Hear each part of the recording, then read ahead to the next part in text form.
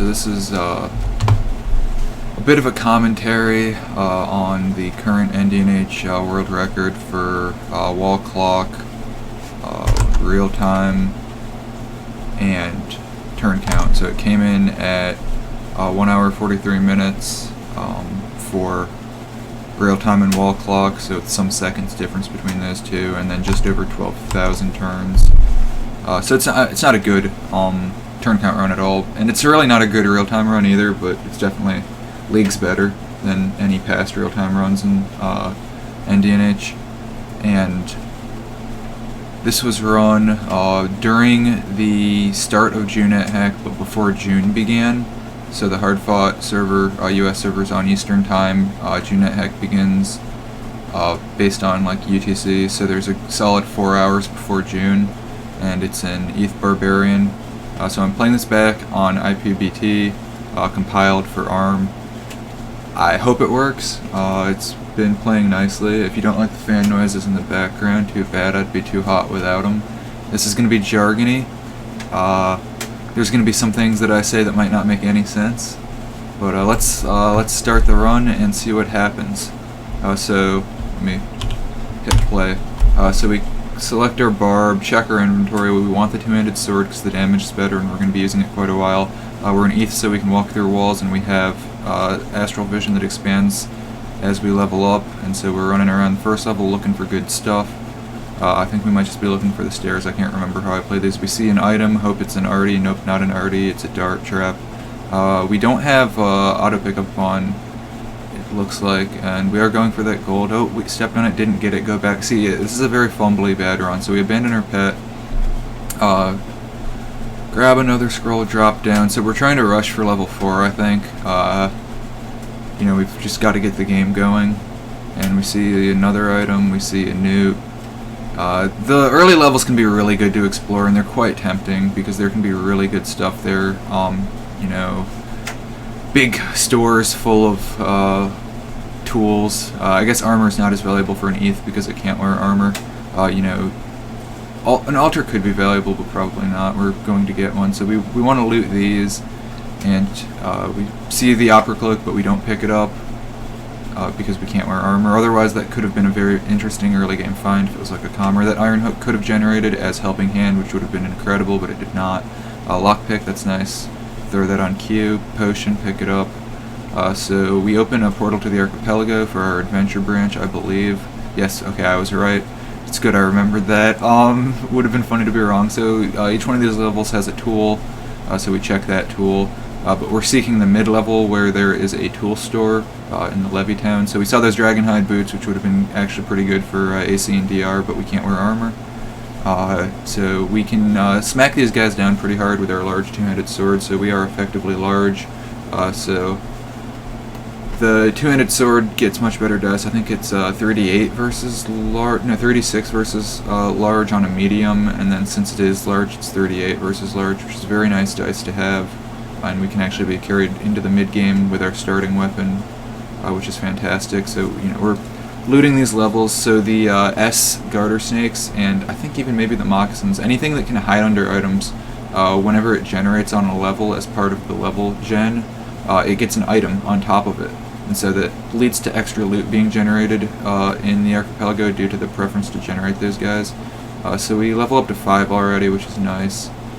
And we're interested now in checking out this the shop. So there's the general store, and so unfortunately we did not get a wishing item in our tool store, so we were really hoping for that.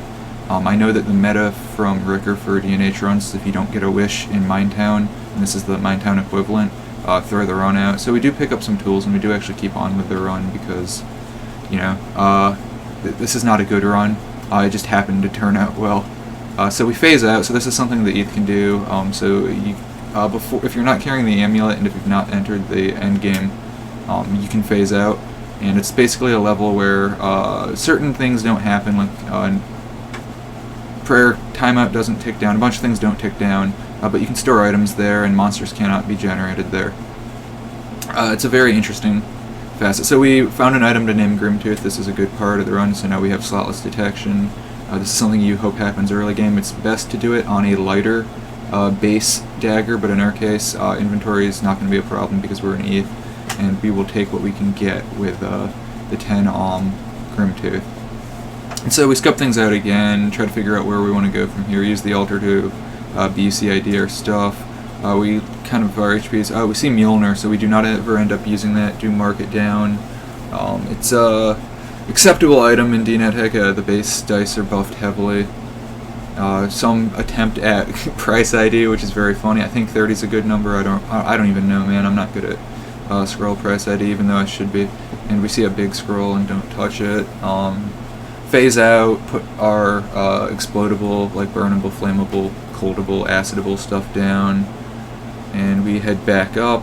So now we're actually doing a maneuver where we, so sprinting didn't go too well for us there, or traveling. So we're trying to push back up. So this is another level we can check a tool on. We do see that a brown tool generated. It may be a bag, which could be, we're going to need a bag to put our stuff in eventually in the end game.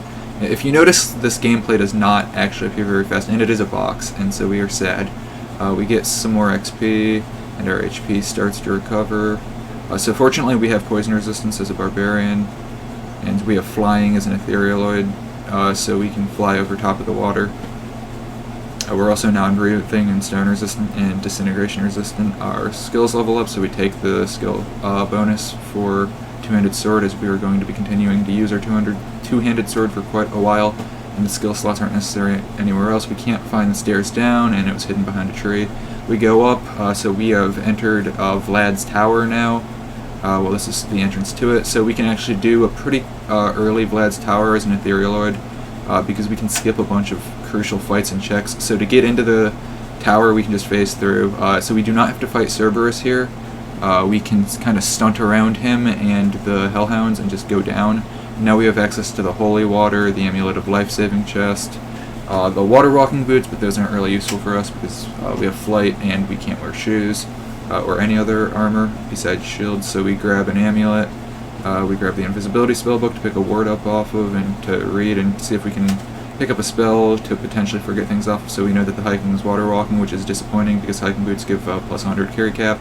And that is sometimes a very useful thing to have early in the game. So we pick up speed at level 7. Whoops, we get blasted with fire, so that is best if avoided. So we do not go for the crystal plate mail on that level, but we are looking for the long sword here to see if it generated as an artifact. It did not. We pick it up anyway because it's a slashing weapon. Maybe, I'm not, I don't know why we picked it up. Naming it Clydium, maybe. So just to make sure we had one in case we decided we needed that item. For detection, perhaps.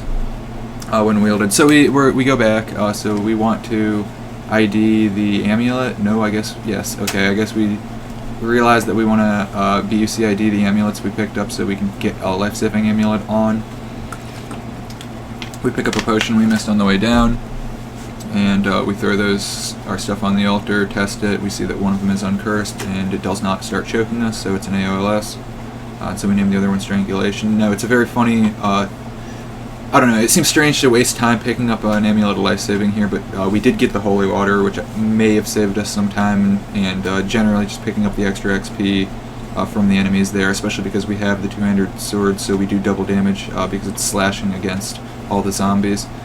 So we pick up some vault stuff here, which is good because we need money to identify our stuff. Big leprechaun haul, so this is a big deal. So we phase out, throw all of our gold down. I hope we don't waste too much time on these leprechauns, because, I mean, we really shouldn't be too concerned right now about clearing them all out, especially on such a low level. We see some items here. We get a floating eye corpse. So we picked up an ice box earlier, so we're actually able to load the floating eye corpse into it, so that if we find a tinning kit later, we can try to pick up abilities. We see a gibbous moon axe, so that's actually potentially good. We aren't going in axe build, but it is a silver item, and we might need it. I think we just end up throwing it somewhere. We find another stairs down, we find the Temple of Moloch. So we are actually able to just phase around on this and skip the whole thing. Usually you have to wait until you have teleport control to skip it. You should not fight the guys, especially on dungeon level 6. You are not prepared and they will kill you. They are awful casters. So we pick up the Consecration Scroll here, which is an awesome thing to have. We pick up the extra gold. We look in the chests. So these chests can generate with some items that normally can't generate in chests. such as weapons and armor, I think. Can they? I don't know. Tools. They can generate tools in them. So they have other things that don't belong in chests, and these can generate with artifacts in them, and so we can find some good things here potentially. Or we can just pick up extra scrolls and potions that we need anyway. So this is a slow process here, and it's surprising how much time we burn. A crystal sword would be good if it weren't for the fact that our starting weapon isn't just so much better. So, I mean, you know, you're in an Aethbarb for a reason. We continue to loot these chests. The wands we try to ID. And we find a CM wand, which is actually very nice for us. And so there's the... we check for booze potions because we want to have that ID'd, and we want to have access to being able to confuse ourselves at will for later into the game. And we get our scrolls burnt, which is sad because we did an optimal play here where we should have phased out and dropped all of our stuff that was flammable before messing with those chests. But I guess in the sake of time, you know, maybe it makes sense. If the menuing here was done at a reasonable speed that was actually impressive, like, I guess I could see that. Like, it should not... The menuing here is very slow and poor, and I think that the player is very low skill in those regards. So yeah, we go back up the stairs. I really hope we don't waste too much time with these leprechauns. We try to phase out, typo it, hit the option menu, drop the gold because we have a shit ton and we don't want it stolen. And so that's actually a pretty good amount of gold to have this early. So, okay, it looks like we are trying to move on from these leprechauns instead of grubbing them for gold for identification. Looks like I stopped. Why did I stop? Okay, I don't know what happened. Maybe I heard a noise, something. Who knows? Bad speedrun. So we see here on this level there's a massive dwarf-themed throne room. We found a lamp, so that's exciting, and we know it's magic because we already named an oil one. So we might be able to use that for a wish. We really don't need to use it as a light source because of our astral vision radius that will continue to grow every 7 levels. I think we do clear this for the most part, I think for the booze, and I'm not really sure if that was a good call. I don't think this was worth doing. Although I will say in one of these rooms we do have a finding that makes it all worth it, and at the time I don't think it was properly appreciated. So I do actually try to bless this lamp, I think that's what I'm doing. Yep, so I'm trying to get a wish out of it, and I'm not sure what I'm going to wish for here, and I don't get a wish. So yeah, I don't remember what I wanted to go for. Yeah, I'm not totally sure. Could have been Quicksilver for slotless, very fast speed. And so we've got guys attacking us, and we're trying to just get items out of here. We might be interested in the throne, maybe hoping to get a wish. Unsure. This doesn't really seem worth our time, but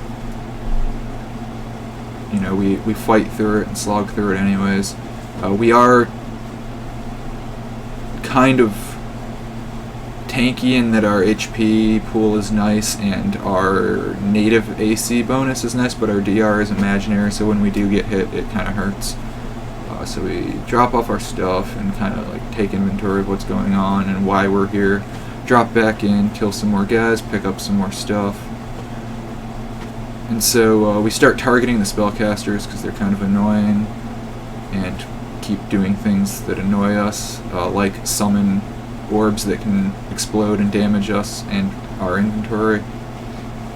We kill a guy on top of the throne, which is kind of inoptimal, because now we have to take the junk off of the top and look through and loot the piles for things worth keeping. So we're going for the booze because there's no reason to not pick it up. We can use it for healing.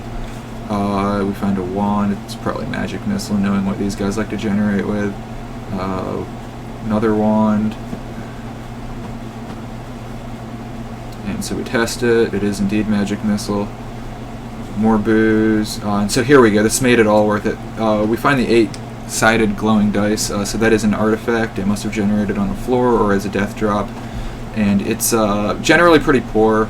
And you can throw it at stuff. It's a collection of 8 gems, and you can throw them all at once, and it does damage dice. So we find great stuff in this chest. So we find an elven broadsword, so we can name it Orcrist for slotless detection of demons, amongst other things.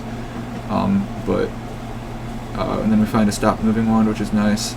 But right, yeah. So those dice will come back to us because they're not very useful. generally speaking, but in the context of the speedrun, we do end up getting our luck up, and they actually do a ton of damage if your luck is up and you throw them against something vulnerable to blunt damage. And there is an enemy that has a ton of HP that we actually want to kill in this run. That probably, okay, so we do not end up going for the throne sit, which is probably a mistake. We pick up way too much on accident, so we have to menu a bunch and try to figure out how to drop it.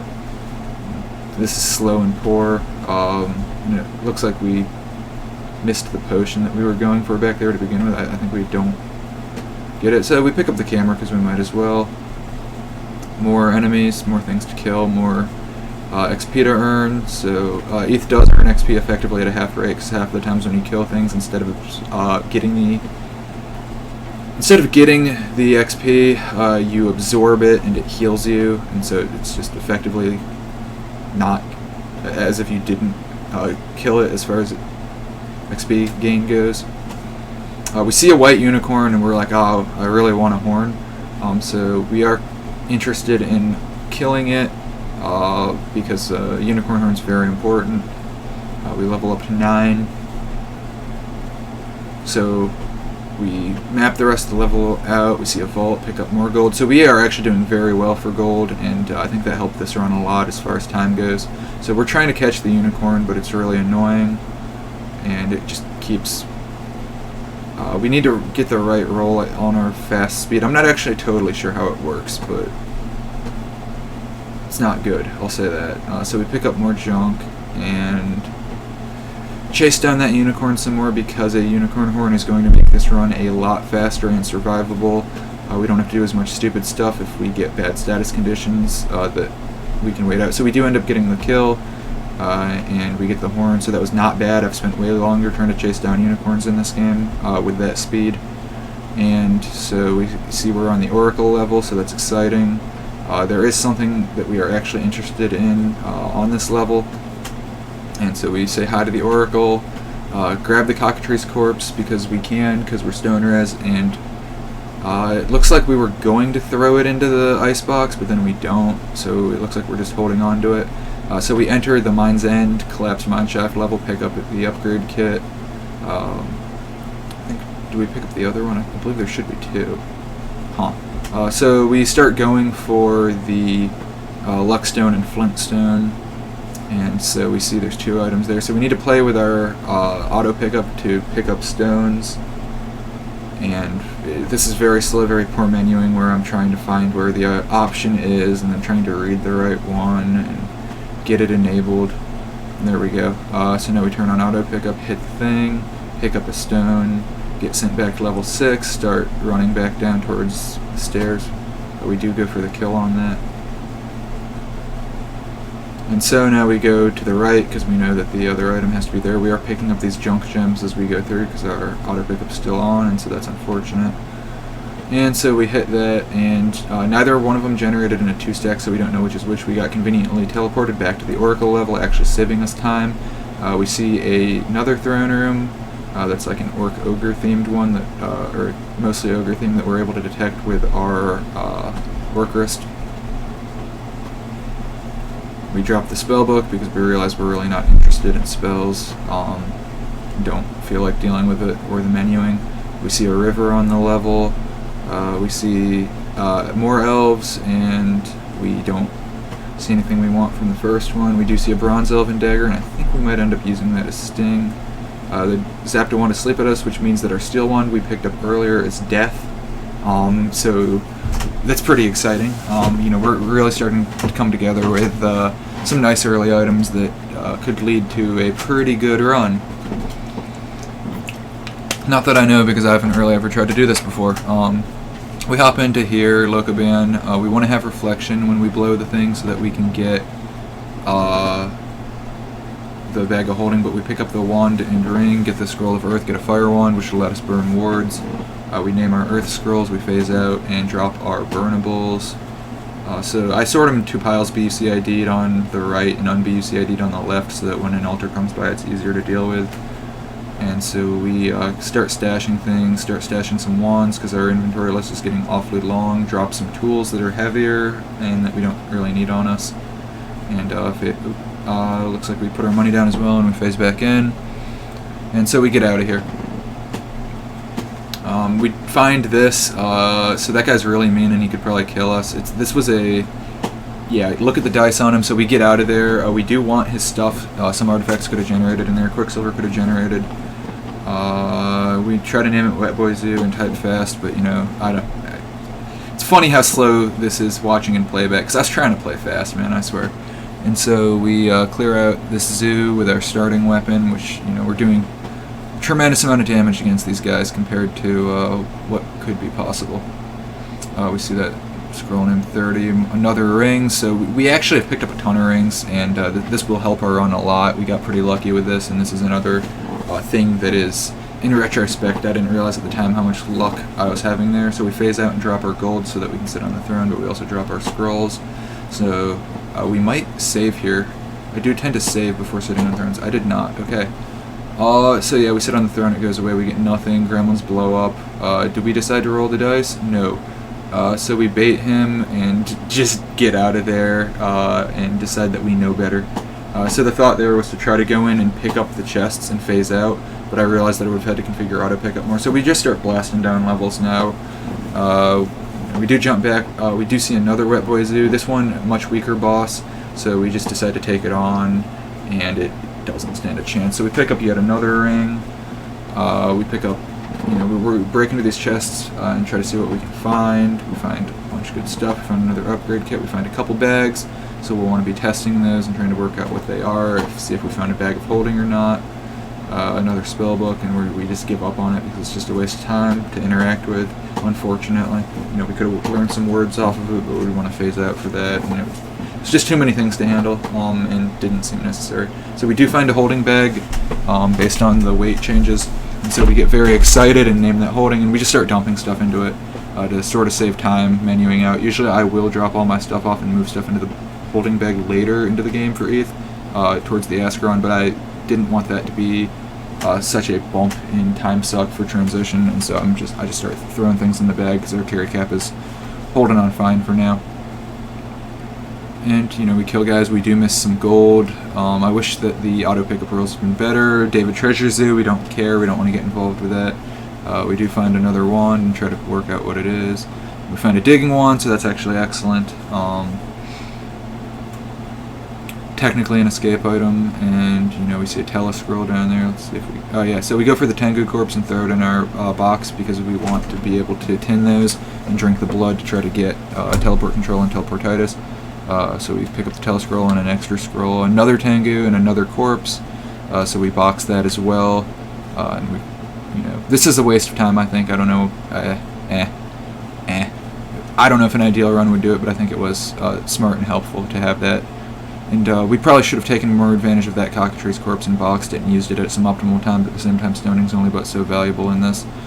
So guys are attacking us, so we just bail, and we saw the wand, and it turns out it's a mimic. And so another throne room, you know, we've got quite a lot of these, so I think we do clear this one. We level up to 10. I think Barb gets its second attack at 15. And then we've got to get to 14 to do the quest, and we do want to do the quest ASAP. And unfortunately, we do gain XP at a diminished rate, so there was a worry about if we'd be able to hit the level needed to do the quest fast enough. We see something zapping at us, and that's no good. We pick up the sleep wand, go for more just general looting of all the stuff.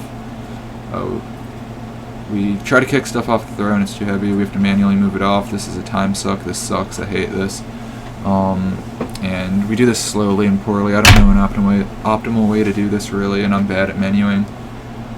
And so we save. And so I will pause while I load the next one because it takes a while for IPBT to load these. But, you know, the run's off to a good start, and I believe in us. Alright, we're back, so it's finally loaded up, so we can play. We load back in, we sit on the throne, and we get nothing. Turn auto pickup back on here, and then we turn it back off because we remember. We see the lightning wand, so that saved us the time. Early Gate Town, insane luck. At the time, it wasn't really appreciated how good of the luck that was. Funny level generation where a river generated off to the side, all disconnected from the actual level. We check these rooms, and we go back down. Very happy to see an early gate town. We don't even go to try to lock things up here because we're going fast. We find the portal pretty fast. Rune Candle, insane luck. You know, it's not too. We've seen a lot of tools, so I mean, statistically, we probably should have seen Rune Candle around now.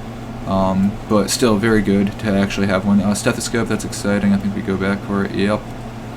We can't afford it, almost leave without paying for it, so we got to drop it, phase out, make sure that we don't owe anything because we don't want the cops on us. That'd be very, very, very annoying. Wait, what? I don't know what we just did there. I pulled money out of my bag, I think. Whatever. It was fast thinking. So there we go. We finally phase out, grab our stuff that we need to price it. Can't type. Alright, so we want to buy protection because, you know, we don't have any armor. And so trying to get some DR is very helpful. And we don't get much, but we got some AC. It was very poor protection luck. But another so chakra, or no, whatever. We find a ring, probably fire res, yeah. So E-fire res ring, nice. There we go, shock res ring. Very nice. Very exciting. And then we find, you know, we try wear testing these, so we spent all of our money on protection, so we can't pay for the shopkeeper to ID our stuff. And so we jump out, get our stuff to BUC ID, drop it all, and phase back in, and we do it in 2 phases between the potions and the scrolls because we didn't have enough inventory space for both, and it was faster menuing to do it this way. So we drop all of our stuff off, we drop our gold back down, and we phase back in. So now we are actually interested in what is up in the Outlands. So there are certain things we can find that would change this run. So if we find a major artifact spire, then if it has certain artifacts, it would change the run. So there's the Mirrored Mask, which would give a slotless reflection, half spell reflection. So have 50% chance when spells are casted to be reflected back. So we see a minor artifact spire here. So this is exciting because it might have things that can give us reflection. And so we find a silver wand and a shield of reflection. We pick up the reflection shield because we can technically wear shields and we might technically need reflection at some point. I don't know. We find an altar here. It is co-aligned because we are neutral, so we start sacrificing on it. We did not expect to see this. So we have our luck stone we picked up earlier, so we'll actually be able to retain the luck we build without it just fizzling away instantly, or, you know, not instantly. And we are pretty large, so we're hoping to find another candle here because tools can generate, and there's also a tool room that can generate as part of these, but it didn't. So we play around and try to pick up some guys to sack. So we end up throwing the corpse in our bag of holding to be able to hold more. We check that. And so we are wasting time sacking right now, hoping to get our first sack gift. Because it is a double damage two-handed sword, which is better than our large starting two-handed sword. So we pick up our CM wand and start summoning dudes to kill and try to sacrifice. So we are really hoping the game gives us that first gift ASAP and we spend as little time messing around here as possible. I was getting frustrated after a certain point. I don't think we're quite there yet. But I was very wrong at the time to be as frustrated as I was. I didn't understand the value in what I was doing. So we keep sacking, you know, good corpses, good high value corpses to get enough to get the luck, and yet no gift. You know, we want that gift ASAP. We've been good. We haven't wished for any arties. Our artie val is 0. We haven't got any gifts. You know, I think we've got a 1 in 10 chance for each of these, and I think we want to hit it. But we don't, and we keep getting luck, which is unfortunate, but at the time, I didn't understand the value that luck had. You know, it was like, yeah, it's nice to have more luck, or a 2-hit will be up, and generally a lot of situations will be better. But what I forgot to consider is, oh, and we find that one piece of cloth that's I think a 1 in 20 drop on the death of those, and we can't wear it even because we're an ETH. But, right, so yeah, at this point I'm really trying to grab corpses as fast as possible and get them to the altar so that we can get out of here and get back on the mission and you know, this is not helpful, what's going on here. And so I'm running back to the altar, really want that Atlantean Royal Sword. Keep stacking, keep getting luck. So as our luck is building, the damage that we do with the Fluorite Octet we picked up earlier is going up. So at high luck it can do incredible amounts of damage, I think well over 100 on a good roll. Not entirely sure. But that was not being considered, and it wasn't considered that it would ever be useful, so there we go, we pick up ARS. I'm not sure how many lucks we picked up there, but it was enough to get our luck near max. I don't think quite max. Definitely enough to get it to the point where... Oh, so we are blessing some scrolls, or something. I missed it. Sure, whatever it was cool. That Rothy Corpse, we think about running it back and dropping it. Try to eat it, because, you know. And so we look at this level some more, trying to make sure that we don't miss any inclusions, and it looks like it is coming up pretty bomb. And so we have ARS now, so we're kind of feeling a little too strong. We're kind of a little bit overconfident. So we see a deep one inclusion spawned on this level, which is neat. And we fight some guys, and we're hoping for, you know, I don't know, man. We're all hoping for different things here. Just trying to work our way through here and make sure we don't miss any good inclusions. So we do pick up that Fire Wand and pick up a ton of good scrolls, potentially from a Spell Golem. So those scrolls are not rolled with scroll generation probability. They are equally distributed across the scroll class for allowed scrolls. So things that would be rarer scrolls can generate more commonly from them.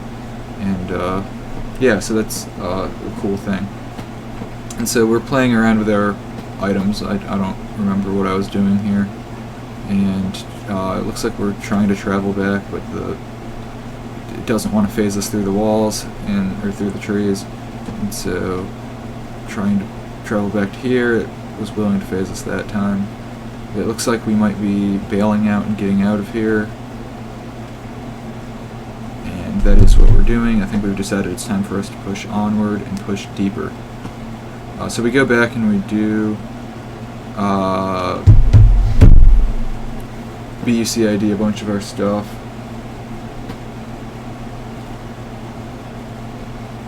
And also get the stuff inside of our holding bag BUCID'd. And we find out that that polished shield is actually potentially usable. So because we are large, ARS is one-handed for us because it's medium. And we see that Mind Flayer, and we just kind of walk by him. So we're checking this shop for artifacts. You know, there's definitely some things that could generate here that would be very nice for us, like Quicksilver, giving us slotless, very fast speed on invoke, but we see it did not generate. We fight these guys, and I tried to write Throne there, I think. And so I phase out because I got confused, phase back in, good combat, level up. Pick some stuff up, see some scrolls. I'm not sure where that Master Mind Flayer went. I think we kind of failed to account for it here and got pretty lucky that it didn't get us. We see a Seraph we can't phase in, so we name it. That's going to be, could be a problem on the way back up. We'll see what happens. Way back up with the amulet. So, you know, long-term problem, and we've got problems to solve now. But worth marking down. So we see the quest entrance, we see we're only level 11, so we need 3 more levels, and we just hit 11, so it could be some time. So we kind of decided to take our time working through some of these levels, looking for the side branches, hoping for a good one. So here, yeah, we bounce out of the Lost Tomb. We want the Sunless Sea, a good Sunless Sea variant. We decided to try to go for an advanced tactic, where we rotate around because we want the cursed waters that generate here, so that we can make cursed teleport scrolls potentially to navigate around later on, and so that we can curse wages in the end game. But that priest mummy is going to bully us hard, so we need to come up with a strategy to kill him safely. And we drop all of our stuff so that he can't curse it. We phase back in. We kill it. I don't know what bad mummy effect we got. I still don't know to this day. I realized we're carrying a bunch of weird things here, like the rocks that probably got picked up when the auto pickup was on. And so now we try to figure out what happened from that. We don't know. We pick up the per-awarded wrapping, so now we can't really get as harassed trying to dig through these chests. We just pick up both of them, phase out with them, and worry about what's inside of them safely here. Yeah, so we're trying to pull out all the nice stuff, but our inventory is pretty full, so we've got to do some inventory management, and we've got so much junk we've picked up just trying to play quickly, and I don't think we really have time to fix that, and I think we just kind of went for the waters and called it good. We loop back around and get out of here, trying to avoid wasting time or more combat here, and we push onwards. I think we might be... I'm not sure why we're interested in these guys. Whatever. I think we got mixed up and are going the wrong way, and travel's taking us all over the place. It's really bad. And so quest level, we are excited. That's cool. We should do the quest and get the quest item. That would help us a lot. We don't have reflection yet, or magic resistance, or e-fire res, or drain res. So we hit the quest portal, find some guys, kill some guys. Might as well kill these guys for XP, because we are trying to reach 12 and they can have good potions and wands. I think we end up doing alchemy, but I don't remember. I think we saw an effigy, so I hope we get that. We do get that. And so we pick up the potions they have. More dead ogre piles. We can't step next to Peleus or we'll get kicked out, but we want the resistance scrolls here so that we can bless them. And they're all the same BUC, so we got pretty lucky here, and so we can just grab one of our holy waters and dip them all and hope that they're uncursed and become blessed, or are blessed and nothing happens, and so they are uncursed and become blessed, and we read one. And we pick up very nice res coverage for the next 5,000 turns, which apparently is towards the end of the game, given the stats I read off at the beginning. But yeah, so we're doing more inventory management here, trying to get our inventory lighter and try to figure out why we have all the junk we have in it. But it's hard to do that fast when you're a real speed demon. So we're doing something here, moving our stuff around, making sure things look good. And so yeah, we're level 11, so we really can't try to accept the quest yet, and so we just have to get out of here and push deeper and try to gain more levels. And so we kind of dance around some warg, find another steer down to the next level. We explore the level some more, hoping, I think, vaults would be good. Well, this is the quest level. I think we shouldn't have done this, and we stop. But yeah, so the quest level can't generate with any other branches, or I don't think vaults generate either. But definitely not Wet Wizoo's.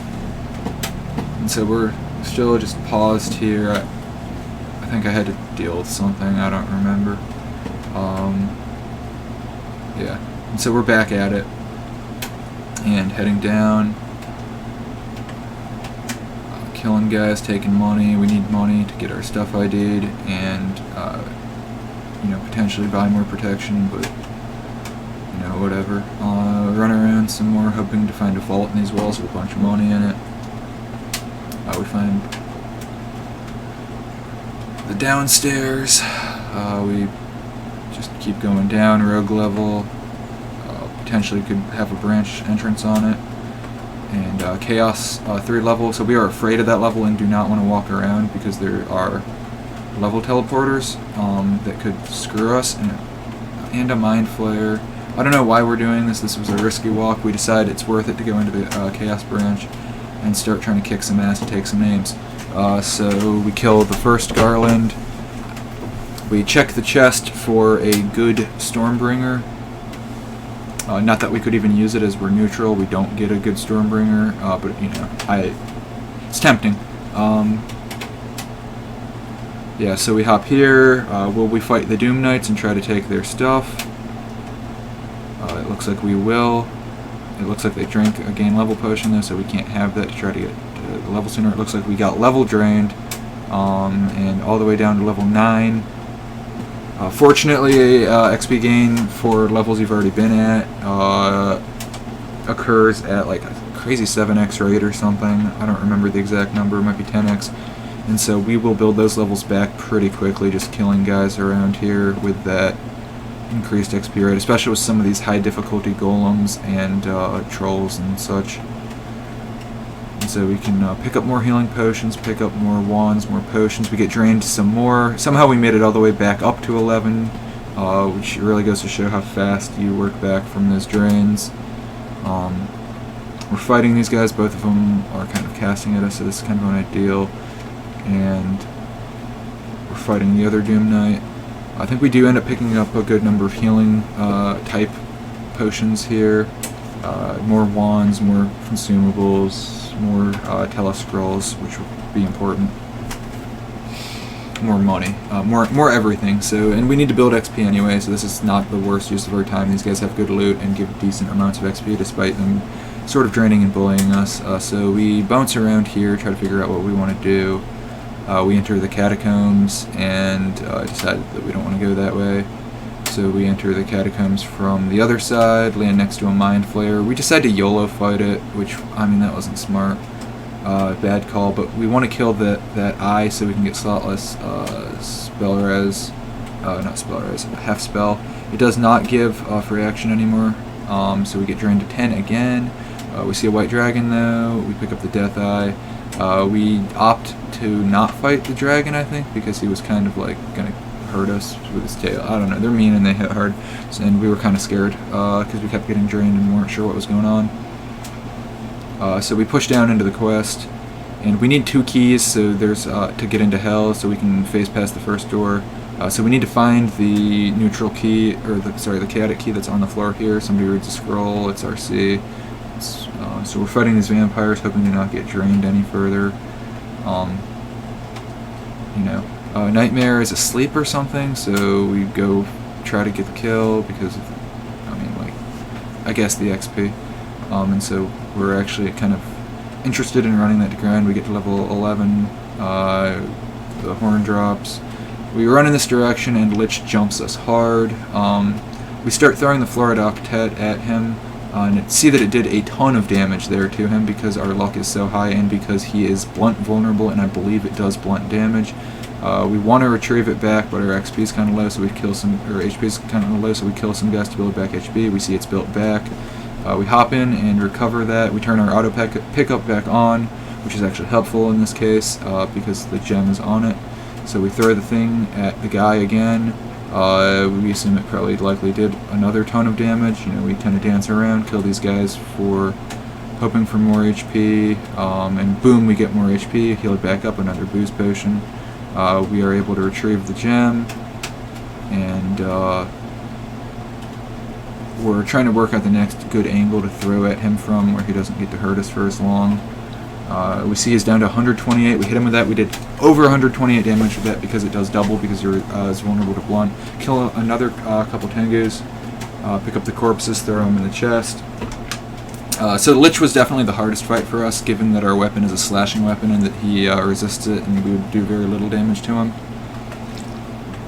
The rest of the guys should be possible, but may be dangerous. We start to go for the chest with the protection ring in it, but decide to move on. We pick up another magic lamp. I think we might decide to try to go for a wish off of it.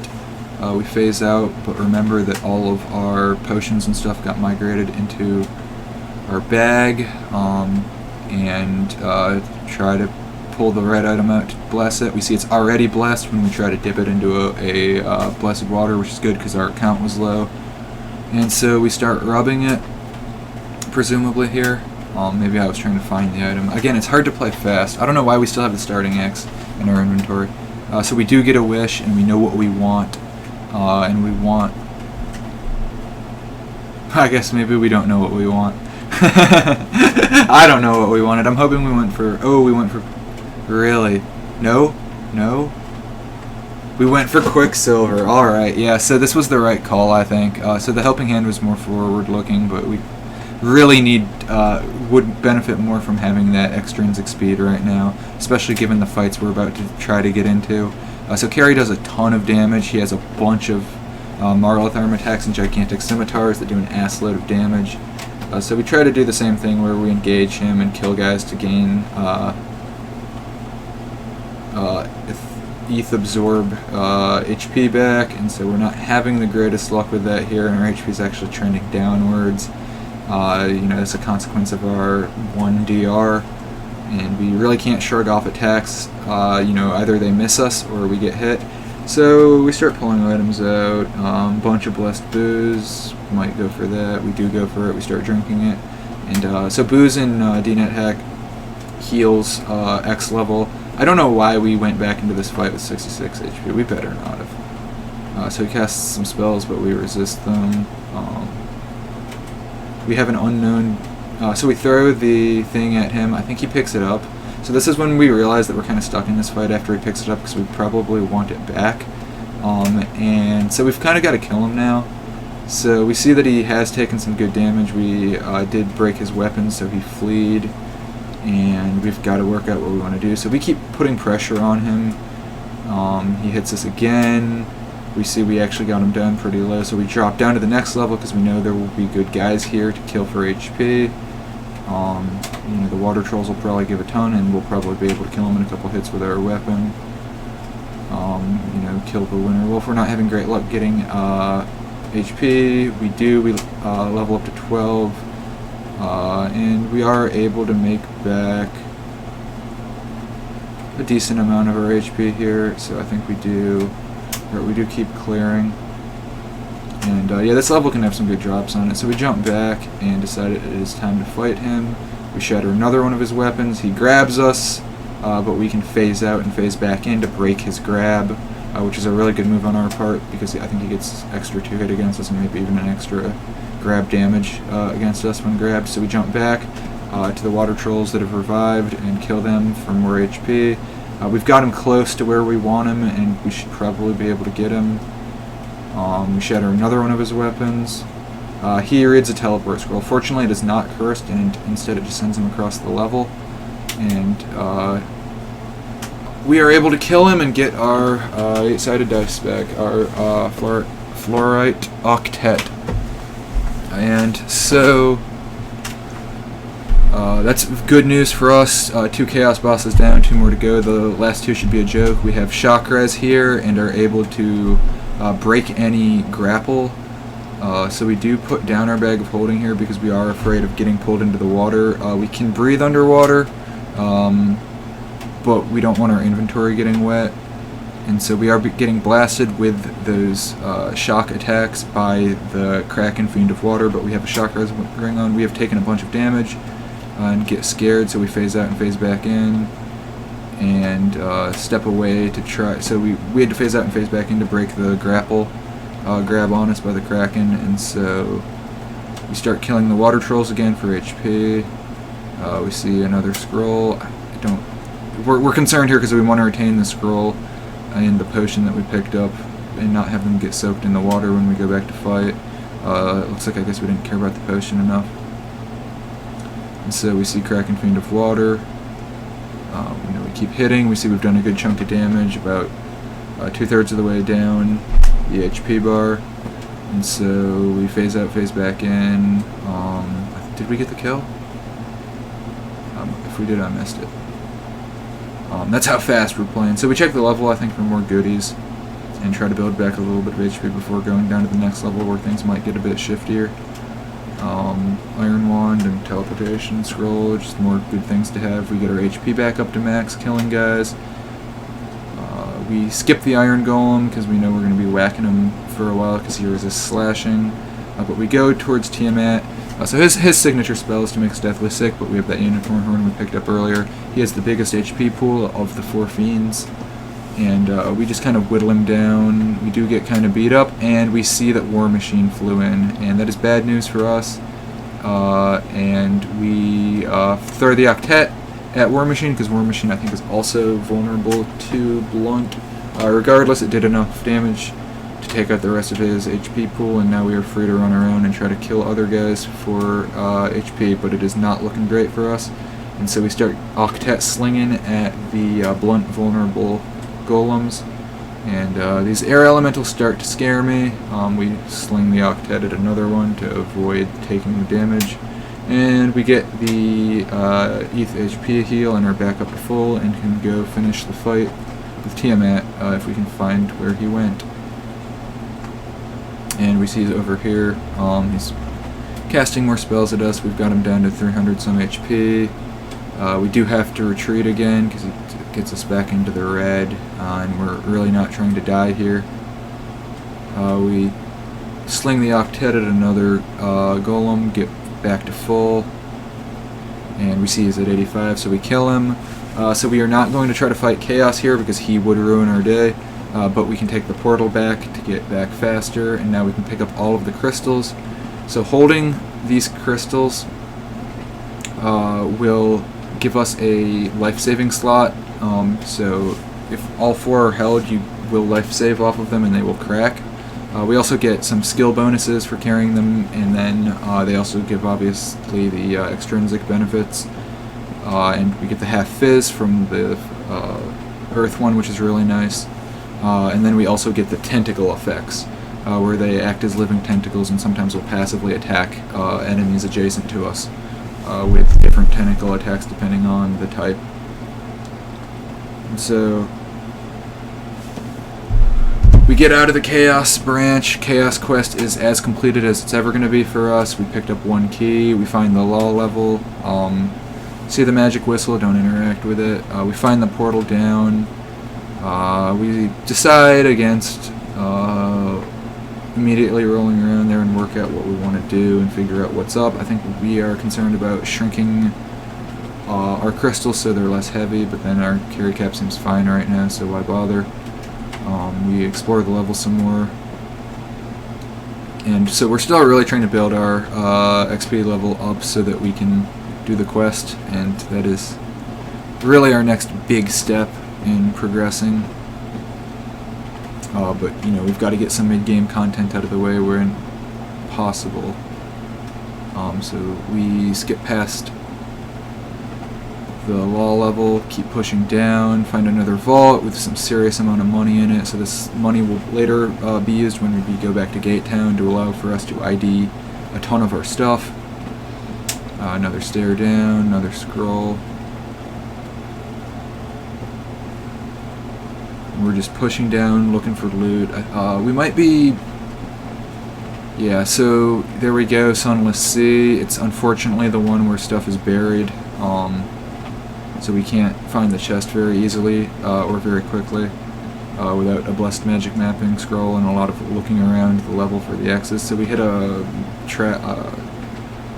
Yeah, we decided to get out of here after hitting a magic trap and deciding to not want to get involved with those guys. You know, we find a bit more money and we decide to push deeper down. I think we're playing with our auto pickup settings, potentially because we're getting annoyed by the gem pickup, and that way we can keep our auto pickup on for gold and not have to be as aware of what's going on at all times with all of that. And so we're playing with our settings some more, running around, pushing deeper. We see the magic marker drop. Very nice that we picked up a magic marker here. That can save us a lot of time later on playing the scroll game once we get stuff ID'd. We do drop our Quicksilver on accident, which is bad because it breaks her very fast, so we have to remember to re-invoke it after the invoke timer runs off, because when we drop it, it also sets the invoke timer, so it's very annoying for us, and that's very sad that we lost our speed. So we throw the octet, and we do not get a good demi-nymph, so some of them are very good because they start with a ton of healing potions, you know, from the player inventories that have those. But that is not what we rolled.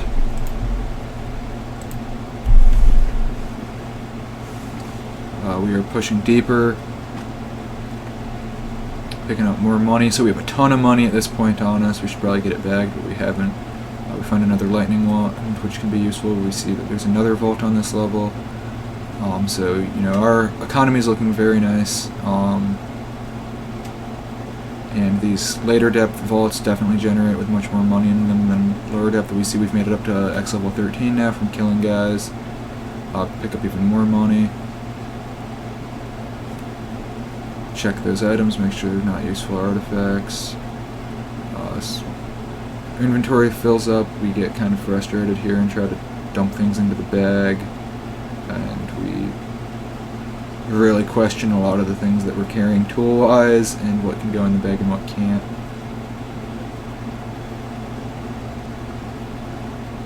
Bunch of unnecessary to be in open inventory tools, except we don't go back for the item that we missed. We try to throw away the junk lamp, but yeah, we see riding gloves, which are exciting at first glance, but then we remember we can't use them. We see the storage level, and there's a wand in here that we can check out. Poly wand, very nice, could be useful. Good thing to have on speedruns.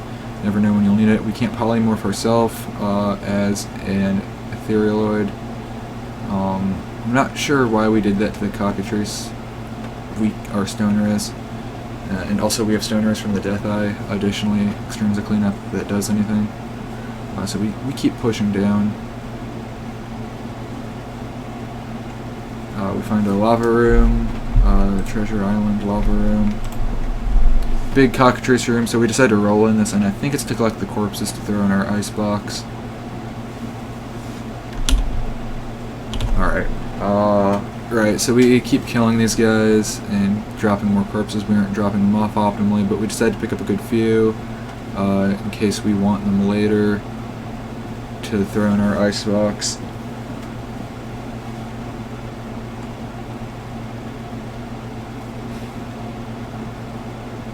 We put on our polished silver shield because we might as well, so we can have that reflection for now. You know, we're using our main weapon one-handed anyway, so we might as well get use out of that shield slot. I'm anti-shield generally, but in the case of the speedrun, this made sense. You know, speedrun builds don't end up being good builds, they end up being sufficient builds. So we kill more warbats. These guys are actually pretty decent difficulty, I think, for XP. So we see we are on the Medusa level. We run up on the Titan and throw the Octet at it first, because again it just does a ton of damage, and we end up getting the kill on the Titan. He ends up not really hurting us too much. We leave the Gremlin in there, which is probably a mistake. We just jump past all the giant eels and phase around and walk around them. We don't like anything going on here. So we roll straight into Medusa's room, skipping all the other guys. She sees her reflection on her shield. We see another silver wand. We name it properly. We don't even bother trying to loot the Perseus statue. So we're just trying to get this level mapped quickly and find the downstairs without wasting time. Quite a few strange things afoot here with the soldier barrack and an altar. I'm not sure. Yeah, so we remember to re-invoke our Quicksilver because we saw the altar, which reminded us of, hey, don't drop the Quicksilver. And so that was actually pretty good timing on that. We didn't. I've had games where I've spent a lot of time off Quicksilver because I've dropped it and forgot to re-invoke it later because you have to wait, and so it's, you know, whatever. We pick up that key in case we ever become interested in naming a chaos key. Castle in one level, not so bad, not so bad. We only have to explore one maze, could have been a lot worse. Boom, right away, SM scroll, and we pop the chest out, find 3-star ring. We were very lucky here to have 3 wishes off of it. And so we drop out, and we do want to go for the throne so that we can sit on it and unlock another Ardo-wish. We do want to check these items because there are actually armors that are artifacts that provide slotless resistance or have valuable invokes. I don't know, man. Yeah, so we decide to go for it and see that the throne is open, and then somebody steps on it, so we run away and we're getting casted at. We see an oil lamp, unfortunately, not magic. Pick up a maple wand, try to work out what it is. So we are potentially interested in picking up some wages here that would be nice to have as items that could get us out of trouble we could potentially find ourselves in. We pick up more stuff. I think we are actually pushing towards the the priest because we might be interested in buying protection from him. We'll see if we do. We do see a Demi-Lich. Hopefully we throw the Octet at it because that should do a ton of damage, and we do, and it one-shots. So yeah, the Octet against those guys is very good because it gets double damage on top of the fact that the base dice, because of our high luck, is very good.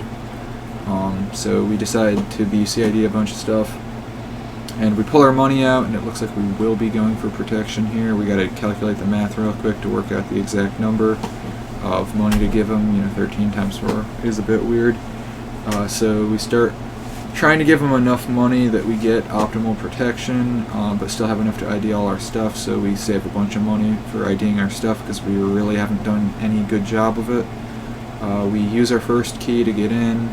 We phase past the first door, so we need another key to get past the second door, but that gets the key out of our inventory and no longer wasting slots. And so we phase back in another way, trying to pick up useful wages for us that will be helpful. I think we're really particularly interested in like a green or black wage. Jump back through to the other end, another Tengu corpse. Great luck with these, and throw it in the box. Alright, so I think, yeah, we're gonna take another stab at trying to get on that throne, so we end up kind of having to force it. Yep, and so the soldier mummy is no good. We take the curses, and it curses a bunch of our stuff, which is really bad. But we have unlocked access to the throne, so we can phase out, and we can drop all that junk we picked up. We can try to deal with the thing that happened to our inventory where like half of our stuff got cursed. We have an RC scroll known, and then it turns out we actually have a blessed one, so we don't have to use the effigy we found.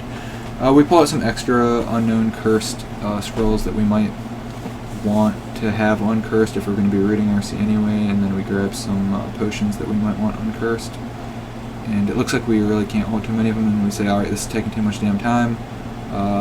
Yeah, I should have managed the inventory of weapons because we have a bunch of junk weapons that we did not need to be carrying here a bit better, but now we're able to sit on the throne and feel worthy. So that gives us our second Art of Wish. We decided to get out of there because there's another Lich in there and we could get a bunch more stuff cursed. And so whenever we feel time, we can take another Art of Wish. We've got this 3 wishes from the ring, so we're working our way back up. We pick up that cockatrice, but don't feel a need to bag it. We might as well just run around with it. It can't hurt us, only help us.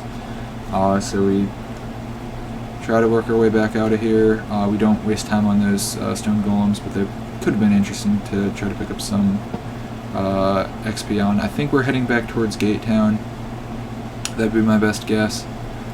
We are feeling a little bit of regret at some point. There we go, we hit level 14, so that's quite exciting because now we can go do the quest. We've got phase spiders, so we kill those, work our way back up, just trying to get back with minimal distractions. We actually take the floating eye corpse and throw it in case we need to, because we end up committing murder or something. Just figured we might as well have it. So we actually roll back out of here. We see the swamp fern and run away because that can sicken us. Paper golem, might as well pick up the paper. And we're working our way back up through the mid-game section of the dungeon, as I like to think of it. Roll back through the chaos quest. That's a fast level. Going back towards that level 12 Gate Town, which is kind of biting us in the ass right now. It probably would have been better for us if it was more centrally located, but being able to access it so early was kind of helpful for getting ARS and forcing us into a much safer middle game. So more BCID. And so I think this is when we decide it is time to ID all our stuff. And we see we saved a good chunk of change. The idea being if we don't spend it all IDing our stuff, we have an aligned priest here to buy protection from. And so we start IDing our stuff and typoing, and we're trying to do it fast, quick, fast, because speedrun.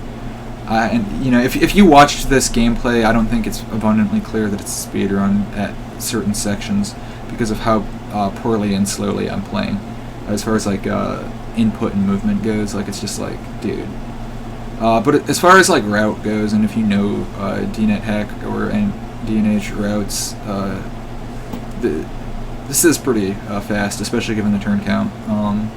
But yeah, so we're getting the rest of our scrolls ID'd. Our money seems to be holding up nicely on us, so now we can think about getting potions ID'd. And unfortunately, we are neutrals, and we don't have a good pet, so we can't really kill shops for money or shopkeepers for money, which is usually a good mid-game strategy.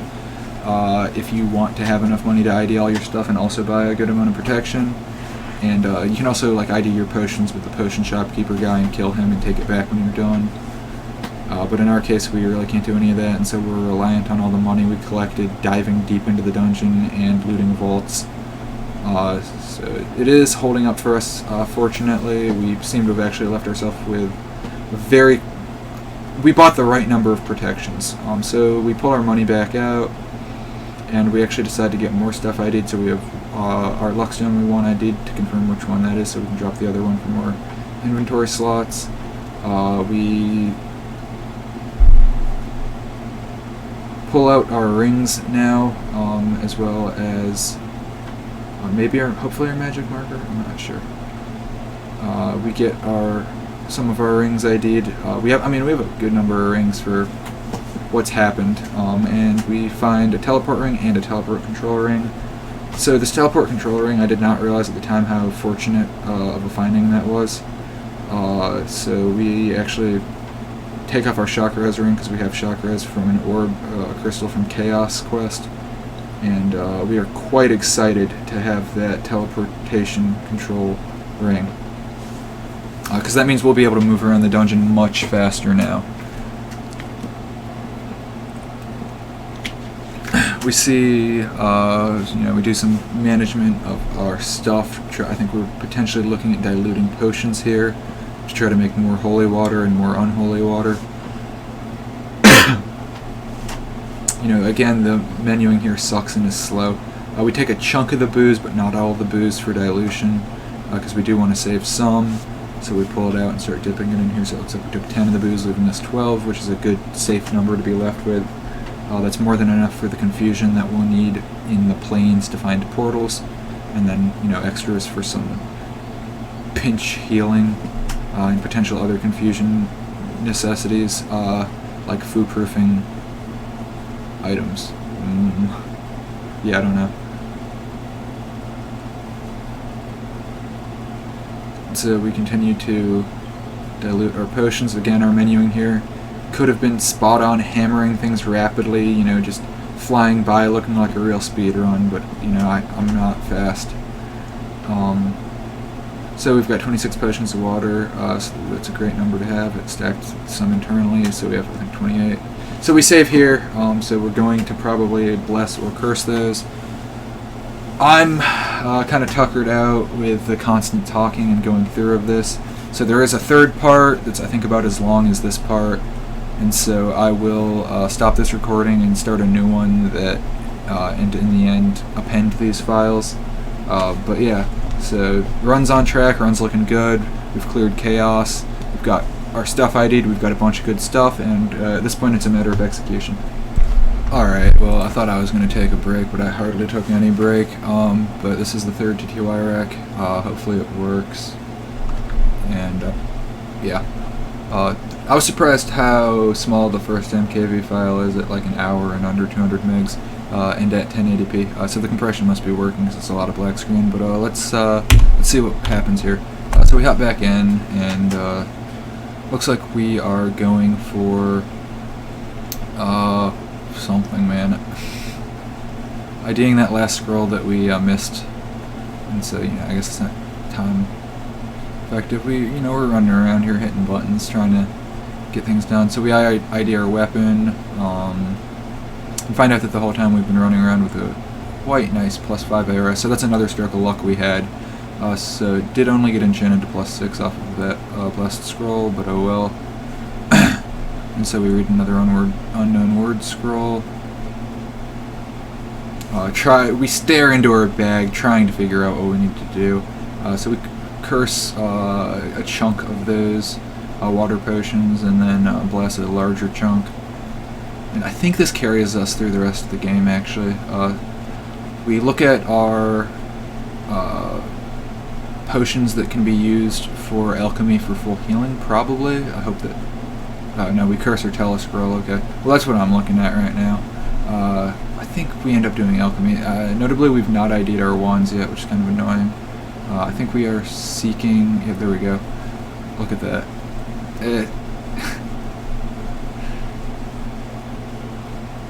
Yeah, so I think we're bagging some wands or something, and then maybe we ran out of money. I don't know, man. I guess we're gonna go do the quest. Yeah, I guess we're not gonna do alchemy yet, which is kind of fair. I think we do alchemy at some point though, which is really funny, because I've asked Ricker if he would ever do alchemy on a run, and he just thought that was such a funny thing to ask. He would never. It's a waste of time. Yeah, this run does a lot of things that are laughable. And so we decided to bless our luckstone, because we've got the extra water now, and we forgot to do that earlier, pick up another healing potion. So it does make sense that we didn't do alchemy until after this quest, because you do actually pick up a lot of healing potions. So, yeah, we talked to our dude. He smiles upon us. No, we are only 14. We do find the stairs pretty fast here, which is good luck. It's worth exploring this level fully, normally. But we're just trying to get here quickly. We see that troll. We thought it was a scroll. We moved towards it. We checked these rooms because these can generate some interesting items, and I think that they will respect player size. Unfortunately, we didn't get any rarities here, although we did get some useful things. And we are able to identify more wands and find more stuff that's cool to have for alchemy.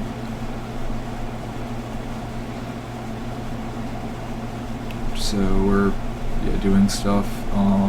We test the wand and determine its cancellation. And so we have a cancellation wand now, which is nice. We do see that large pair of padded gloves, which is cool. But unfortunately, we can't wear armor. So, taming scroll and an unknown potion, very interesting. We're dropped into another Phil B level, and a ring, that's cool. Run around, try to find the stairs, and collect the loot as we see it. More loot.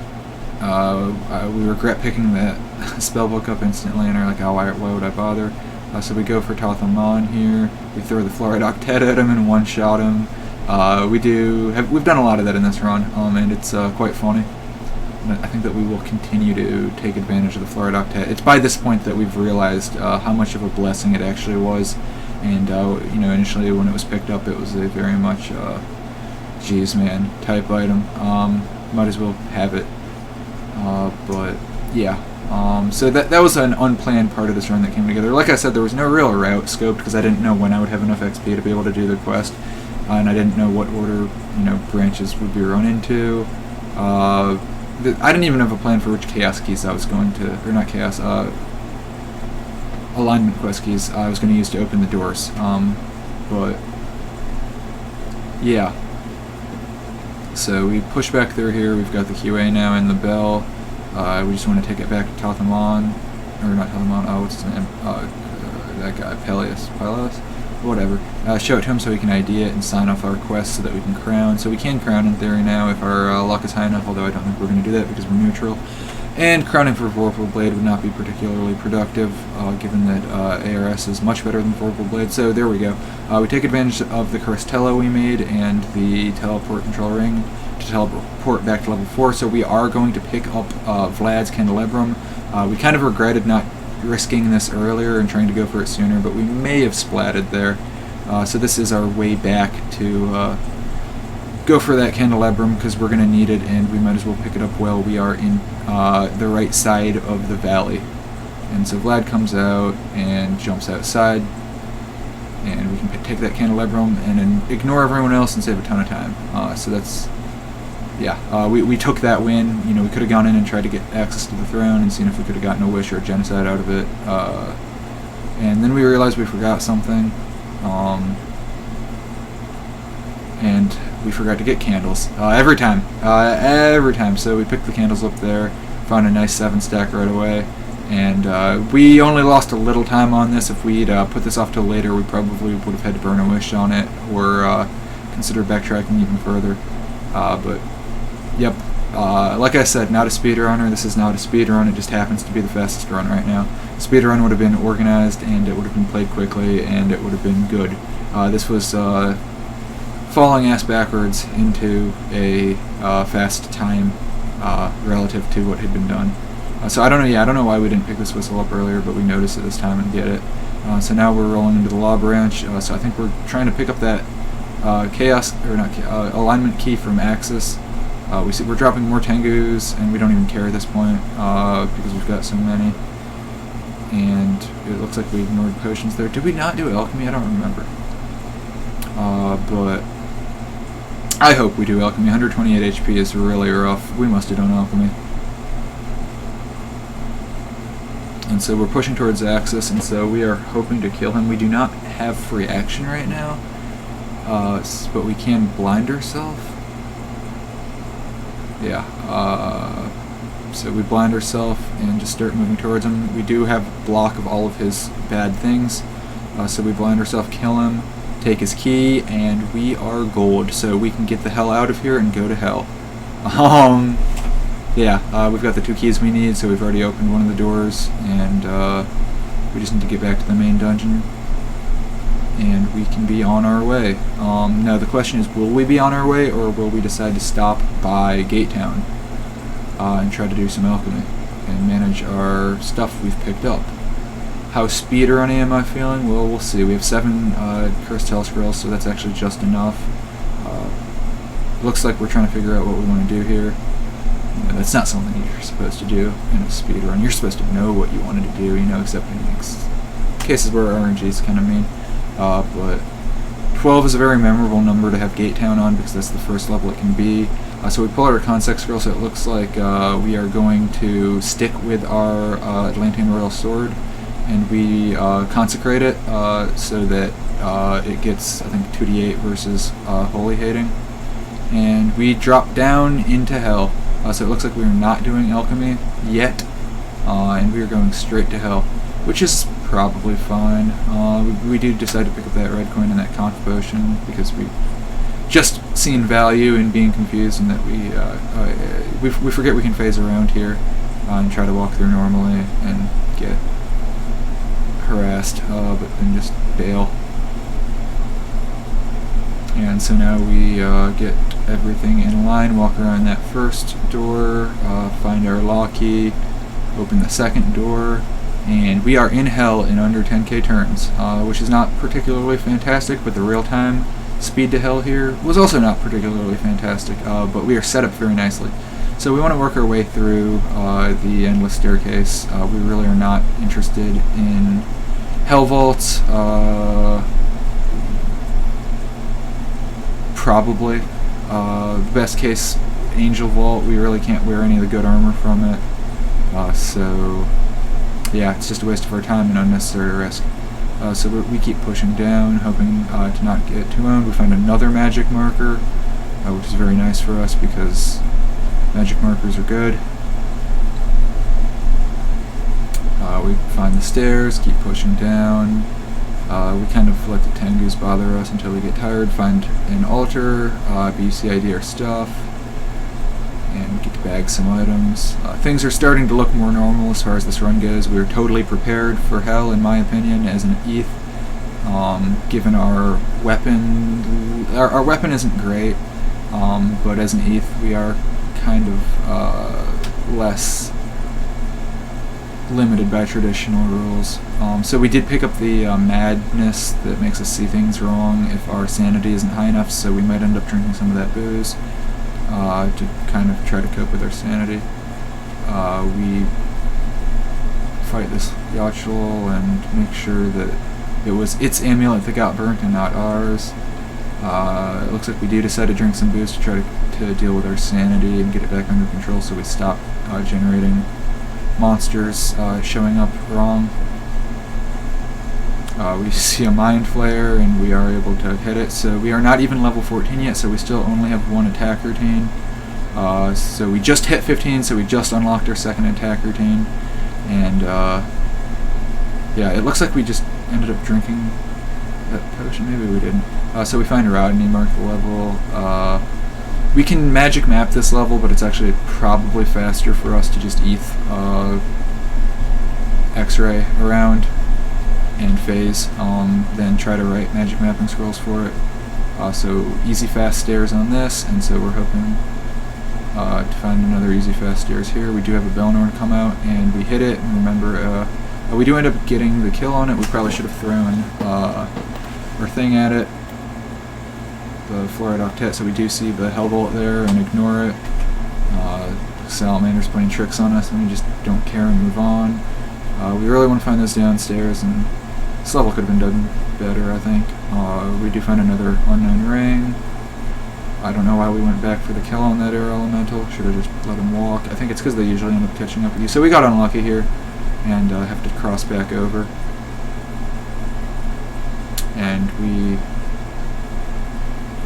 fight some invisible guy, probably that salamander from earlier, and find the downstairs. So we get a portal, or a Fake Whiz Tower level. We are rocking around trying to find the stairs. I'm not sure why we didn't just go straight for the insides.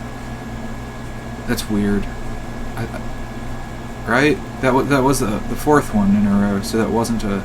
Yeah. So this is a potentially dangerous spot for us here, Graza's level. We want a situation where we do not have to fight him. We want the stairs to not be spawned in the room that he's in. So we are targeting some of the spellcasters here before everybody wakes up, and looking inside of the shaft. So we do find that tinning kit, and so we are able to get telepathy, which is really nice, and then we are also able to get from those Tengu corpses, if we're able to get them out. So we pull out a ton of them, which is a mistake. We shouldn't have pulled that many out, but whatever. It's fine. We can tin them, drink the blood, and we first try, of course, get the both intrinsics. So we just leave those corpses there, I think, and just drop the tinning kit and say, alright, back to... we consider grabbing a cockatrice corpse, but I guess we don't. I think we determined that ARS is just going to be better. And so, fortunately, we do find the stairs in the top testicle. And so we do decide to clear out some spellcasters. So this is a great level for us because we can just skip. We can just skip entirely, just phase past them and go to the stairs.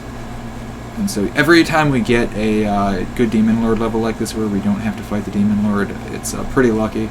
There's a lot of ways we could get unlucky. That is a horrible, horrible, horrible drow room. We want nothing to do with it.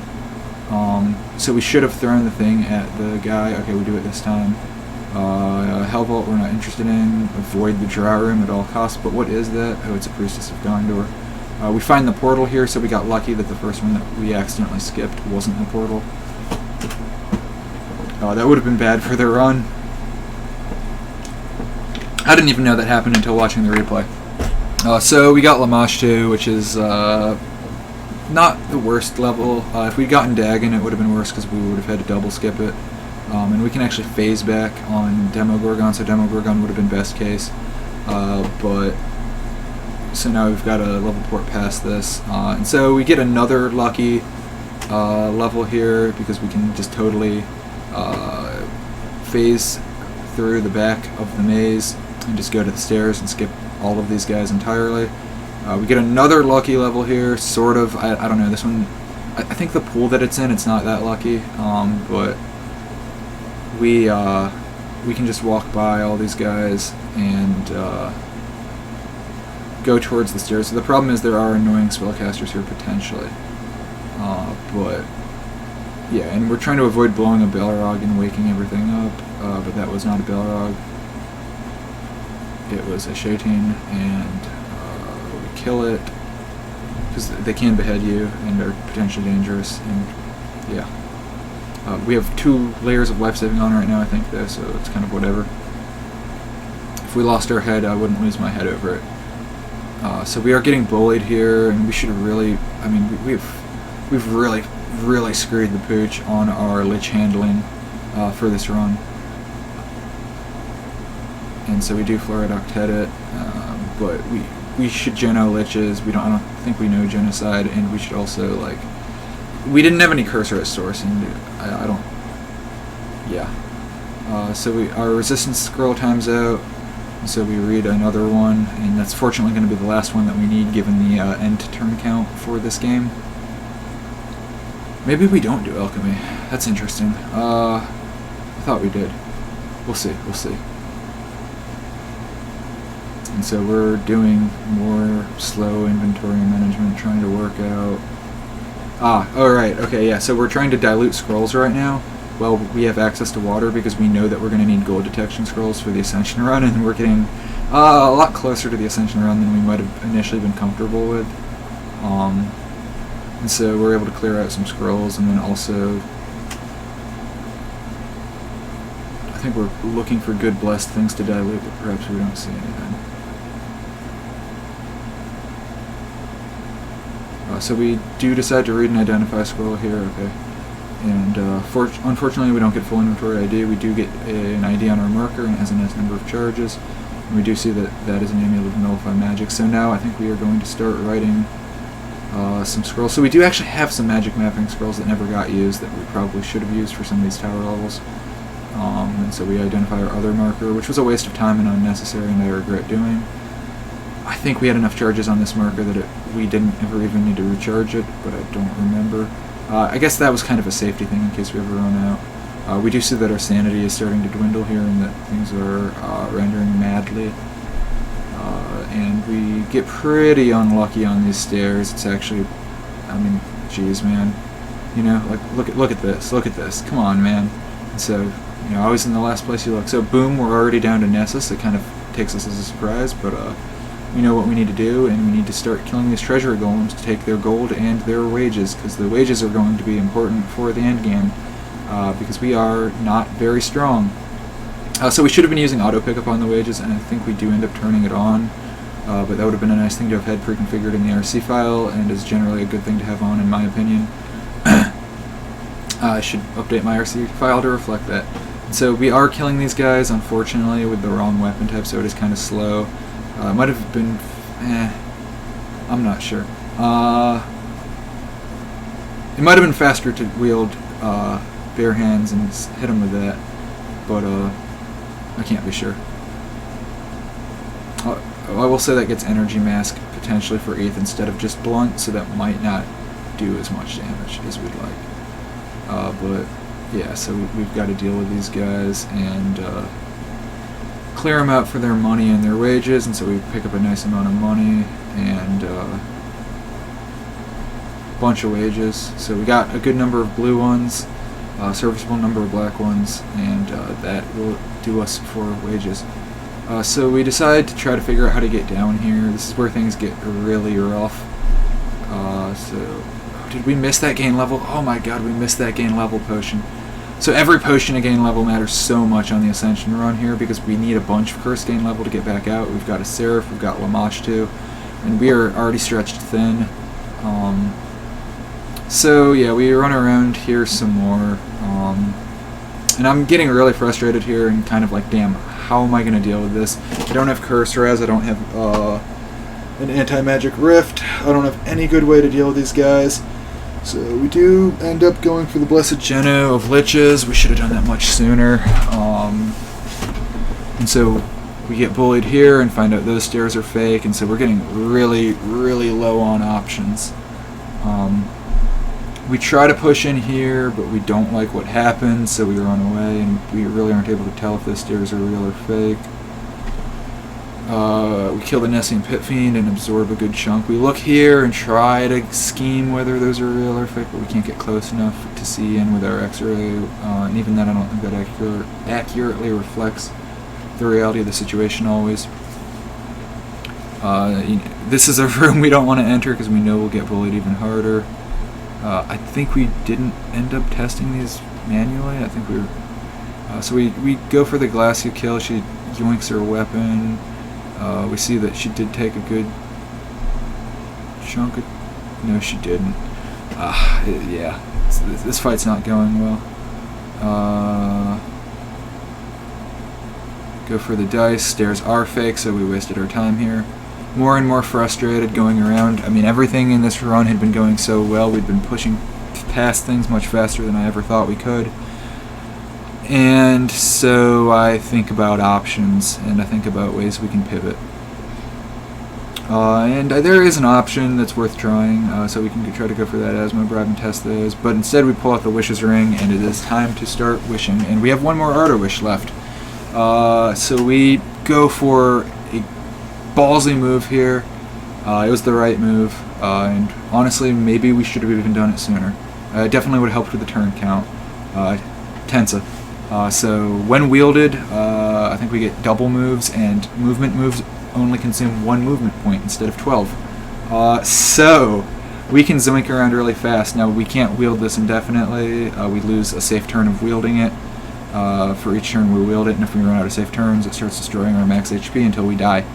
So we are making sure that we are in movement mode, and we are chatting him, paying him off, hopping on the stairs. Oh wow, that was a ballsy move. So we decided to go for the Asmo chest, so that's what we did. That was also something that you would never do in a speedrun. There's a lot of stuff, especially as an ETH, because you can't wear the armor, but we're hoping to pull out more wages here, more artifacts for slotless stuff, and just more loot, just more stealth. And so we keep digging. We've got to do some inventory management here to work out what's going on. I think we've given up on the potential of doing alchemy at this point. We pick up an infernal contraption, which is really nice because it'll save our inventory from shredding attacks, and I think maybe prevent some possible shredding instant deaths for ETHs. I'm not entirely sure. But this is definitely an inventory management heavy point. But we do pick up, I think, did we pick up anti-magic rifts? I think I saw some in there. And those are going to turn around our game here. So we do see the Vorpal Blade. So here we actually start bagging some of those weapons in our inventory that should have been discarded or bagged much sooner. Our Sting didn't get named properly, which is quite funny, and we realized that, and we realized Sting must have randomly generated somewhere. So yeah, we are still wielding Tensa though, and we should not be. We forgot to switch. This is a problem, and I think we are going to find out the hard way soon that we're still wielding it.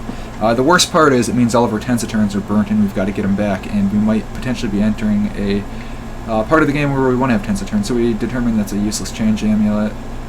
So we ID more stuff. We've kind of decided that. We finally find a free action ring. We question what rings we're wearing.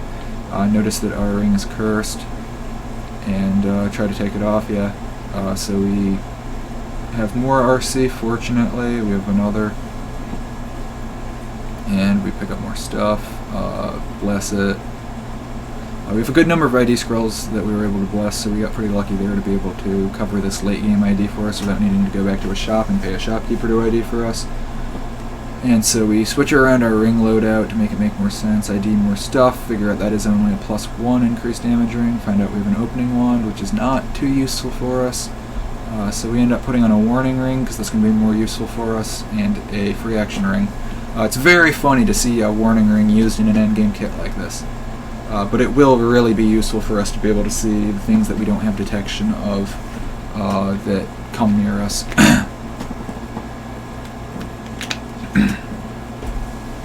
Yeah, so we look in the chest some more, pull out some more wages, and this is definitely a non-necessary time suck, but it did really turn around our game. Everything's on track now. Everything's... Oh, yep, we feel our bones creak. We realize we shouldn't have been wielding that. Everything's as good as it can get, and we realize that this run might actually come together in a reasonable amount of time. I think this is when it became real to me that, like, wait a minute, I know where in the game we're at.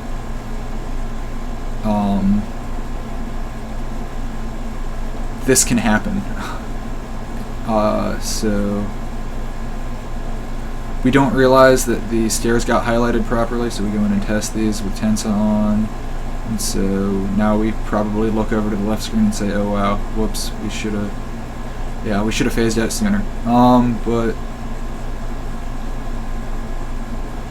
yeah, so we swapped Tensa. Did we end up, okay, I think we did end up using a anti-magic rift, so these guys can't cast spells. And so we just start killing them, because I don't like them, and we're going to have to come back up here, and then the rift times out, and we burn in our AOLS. You know, if we'd done alchemy, maybe we wouldn't have. So we phase out, realize we don't have an amulet. We still have another slot of life saving. We throw on another rift so that they can't spam a crazy spell like that at us again. That does a ton of damage. And back up a little, and I think we start trying to tense around them and determine that it is not worth waiting through them. Because their damage is not great enough. So now we've got to find the square. We're hoping that we'll find, you know, its vibration radius is wider than our vision radius, so we are doing a very poor search for it here, but it is a sloppy and fast one, hoping we don't get unlucky. Yeah, our damage sucks at this point. Our DR, like, everything sucks, we suck, but we have a lot of good tools that will allow us to suck and get away with it. And so we hit the vibe, we find the vibe square, and it is time to pull the scroll out and run back to Rodney. We've got all of our stuff on us. It is time to get the Ascension run going, and this is when it really started for me, where I was like, oh, I know how long an Ascension run takes. I can see the clock. I can see how long I've been playing. This is going to be a fast game in the grand scheme of things, despite how slow it had felt. So we are starting the Ascension run, in my opinion. Once you start going for the book, you've started the run, and we have started going for the book. We are making sure we have the right stuff, that we have enough gold detection. I think that's what we're doing here, because we've got them out here to dilute more scrolls if needed. So looks like we might be enchanting Tensa. So Tensa's a really good weapon because I think it also gets double damage. So yeah, it's a pretty comparable, you know, weapon to the one we're using, because they're both two-handed sword type weapons. I think the dice on Tsurugi are a lot more variable, and you can roll low ones and it can suck. I like two-handed sword disc better, despite the Tsurugi disc I think technically being better. I don't remember, but I don't like rolling a 1, okay? I'll just say that. When you have 3d6, you know, your minimum is a lot lower, or higher, yeah. So we're cursing our lust wages to use later on. I think we determined, yeah, I don't know what our gold detection situation is. So we do the level teleport skip of Rodney's tower. I think we're going to pull out, we were hoping we had blessed magic mapping, we didn't. Instead we can phase through the door, so it's faster to check than needing to stethoscope. We make a misdirection there, and so now we've got to test all the walls to Rodney's little pad and hope we phase through one. And if we do, you know, that's the door. We've got, there we go, we phase through the door, so we can clear in here and be less hassled. And now we've got to fight Rodney, so we have that death wand from earlier we can try to use. We can do a diagonal dig in and a death wand. It misses him, finally hits him on like the 5th bounce. We don't have any Rodney extra items, so there's some extra items that spawn there, like irrelevant, not going to get into it. Not in the scope of the run, wouldn't even be useful. Would have been entertaining, but you know. So now we're checking our scrolls, checking our list, ready to go invocate. And so we decided to do a little bit of ID and work out what we have. See that we do have a blessed charging scroll, which is sick. So that, I mean, our cup runneth over at this point. We are totally in the green on the ability to, like, 80% plus confidence Ascension run, you know, assuming nothing totally wrong happens. We've got the gear we need, we've got just enough telescrolls to make it out of here and back to the Vibe Square. We're hoping the book isn't cursed. You know, scroll through, check through things. Jump down, back to Nessa, so this is as low as you can teleport. We have to do another pass through these guys, which really sucks. So we Tensa, and we get lucky with the Tensa, pull another couple guys through and just zorp around them, because not having that today, man. So we got pretty lucky with that, honestly. Vibe Square, but we've got X-ray vision, so we've got to clear all the guys in the vicinity. Fortunately, the soldier mummy isn't close enough, otherwise killing him could be very problematic. We light the light, ring the bell, read the book and hope it's not cursed. it was not cursed, and the mummy didn't walk in. This guy might have been mean. No, alright, whatever. We beat him up, and we kind of phase around here. Remembering that we can phase, we skip there. So there's a no-phase choke point there that we had to walk around, so we had to walk through there. And so now we are interested in getting our Lust Wage out. And so with our Lust Wage on, it'll hopefully take turns from these guys and blow them away from us. You know, they get spells off towards us, but we make it in. We end up using the 8-sided dice again. It misses him. Bad news for us, we are ill. We are pushing in on him because we are in casting range and he's a motherfucker of a caster. We melee him, which could have ended poorly, but it didn't. And we get the kill on him, we pick up our dice, we pick up the amulet. It's getting even realer, we have the amulet on the clock speed that we do. You know, I'm glancing down at the corner, seeing the time and being like, wow, no way. I know how long an Ascension run takes. This should be a matter of, I don't know, 10 minutes at most, we'll say.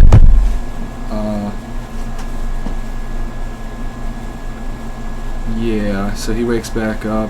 I don't know. Right, so yeah, usually we would curse gain level out of here, but I don't think we have any curse gain levels set up, and I decided that we can phase back on them. So we've got to cross back through here and hope that they don't get us. And work back towards that staircase. So now we've got to get back out here past those pit fiends again. And we get... Yep, we test our amulet again to name it real in case we get into any mix-ups later on.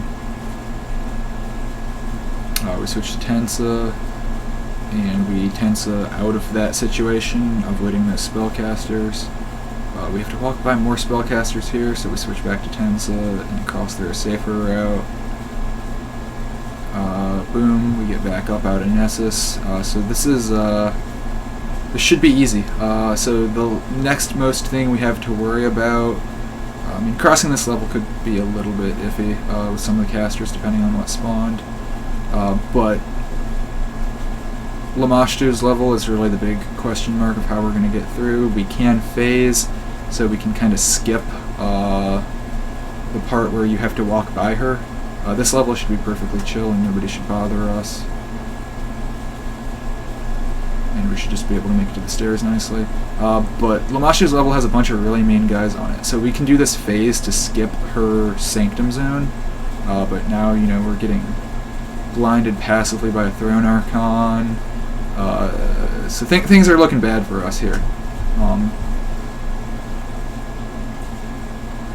Yeah, so we blindfold ourselves and fix the stun, and we Tensa, just run around all these guys with the like excessive amount of movement points we get for moving, and so we still can't see, so we've got to fix our vision. Retriever's bothering us, which is like annoying because they resist slashing, and they might actually steal our stuff. So we phase out and remember to pick up our gold, and we do a final all call on nowhere and determine everything's cool and that we've got what we need, and if we don't have it now, like, it's probably not important. So yeah, we keep bothering this retriever and it keeps bothering us. We end up killing it, I think, right there. So another easy just walk through level. We've really worked out the hard part of hell, and now the next thing to worry about is the Mysterious Force, but it should be fine. So yeah, I think we end up pulling out Tensa here because there are annoying spellcasters that may have come awake, and we just don't need that evil, and we have the extra Tensa terms, so we might as well use it. We really aren't too concerned about our Tensa usage until the Dread Seraph level, and potential other levels that may have one that we didn't notice. But yeah, so we start pushing through. It's here that I'm really expecting the Mysterious Force to punish me because everything else was going so well that, you know, Mysterious Force is going to get me. And then we realize, oh, we've got the Worm Madness and our sanity's pretty low. So that's bad news for us. So we get Mysterious Forced around and have to walk around, guys. And yeah, here's where we get our just desserts for how lucky some facets of the run have been. And get decently bullied by Ascension Run, Mysterious Force, Endless Staircase. So I think we're okay. Yeah, I don't know what the check there was. We definitely have some boost potions that we should probably be drinking.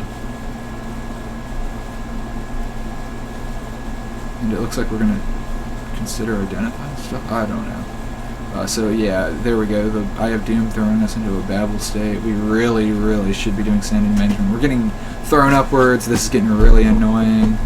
Run was going so well. This is definitely abnormal amount of harassment to have. Now, I guess Rodney's leaving us alone, which is nice of him, especially given that we don't have Curse Res. But this Mysterious Force is really getting on my nerves at this point. Really getting on my nerves, and so we get even more owned as Rodney summons guys on us that force us another throw. I guess Babble's probably the best that could happen there, and we have to fight them, and they grab us and do a ton of damage and get us wet. I try to phase out, realize I can't to break his crush, so I think I do Zap Tele at him, kill the... yeah, so I can't phase out, and I'm, so hopefully I pull out some booze. I do. Alright, I pull out some booze here and try to recover some sanity. It's probably not going to help too much. It's not going to fix the problem, but it should make things a little better. It doesn't help with the Mysterious Force. At this point, these levels are non-linear to me, given how thrown back on them I've been. We get that lucky kill on the Eye of Doom before it can punish us. We do see that things are still generating disillusioned. Finally, we make it back out of the staircase and away from the force and can cross through. We do pick up that Lust Wage, which we hadn't picked up sooner. Probably should have. Our auto pickup should have got it. Whatever, on the way down. But we didn't have our auto pickup configured. So we get a curse and it hits our towel, which is annoying. And so I think we do end up pulling out holy water for it because we ran out of remove curse. And I don't know if we are aware of our effigy. Oh yeah, so I think we end up throwing that amulet on because we don't have anything else. And maybe it'll help with some gazes. Okay, I think we just tank the towel being cursed and just kind of don't care. It's a acceptable move, I guess, maybe. It's not like we're likely to use it.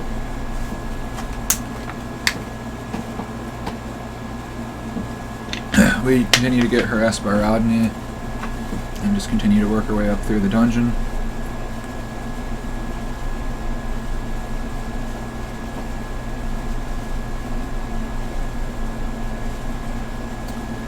So that may have, yeah, that was not the Seraph level, but yeah, so we are working our way back towards the Seraph level. I think we just end up drinking that potion, yep. And so we're making, good time on these levels. Not a lot happening, but a lot of us getting to the upstairs, and that's, that's ideal. We make it back through the law level. Nice and safe level, generally speaking. Chaos level, even safer. We do get spawns on the stairs, but we just kind of ignore them. So we work our way back up further. I think the nymph might have stolen something from us there. Alright, you know what, I'm checking. Whoops. Alright. Wait, okay, what? Okay, so we teleport next to it. Wait. Alright. Oh wait, it's because it's not paused, okay. Okay, the nymph did not get us. Okay. Cool. Okay, cool. Alright, we're back playing. Totally could have stolen something unimportant. Alright, so there we go, Dread Seraph level on 13, which is actually pretty low. So we do switch to Tensa, and we are able to make it up the stairs fine and not need to curse to gain level to skip. We see some bad things have generated here, so that warning is really coming in clutch for us, just showing us 5s that we don't want to get involved with and can phase around, as opposed to like 1s like those gremlins that we can wade through.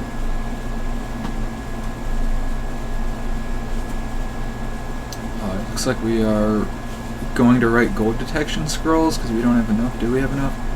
That's something I've been concerned about. I don't know what we're doing.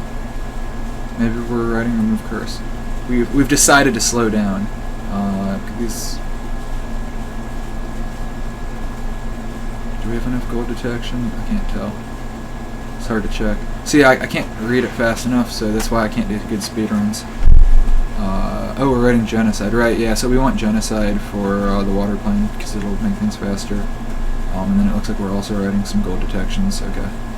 And we don't know how to write it, which really sucks. So we tried again and realized that our int is horrible, despite our luck being good. And so we give up. We realize we're on the wrong stairs.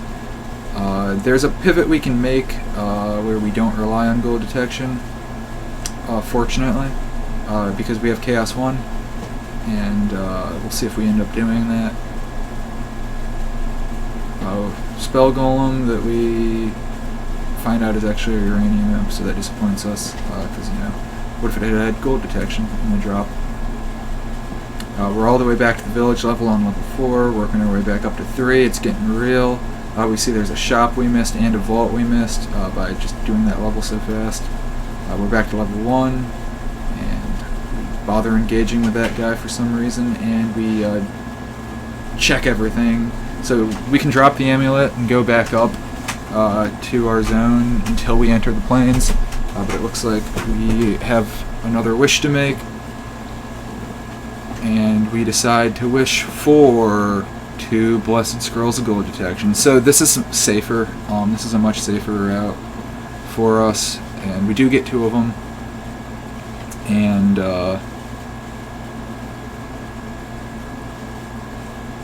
we don't identify them. Alright, man. I think we might be sad here. I don't know what's happening. Our death one in the charge. Find out we have a nothing one. Find out we have a levering, which is not useful. And, Lust Rage. So at this point, we swap our rings back around. Kill the face spider that's bothering us.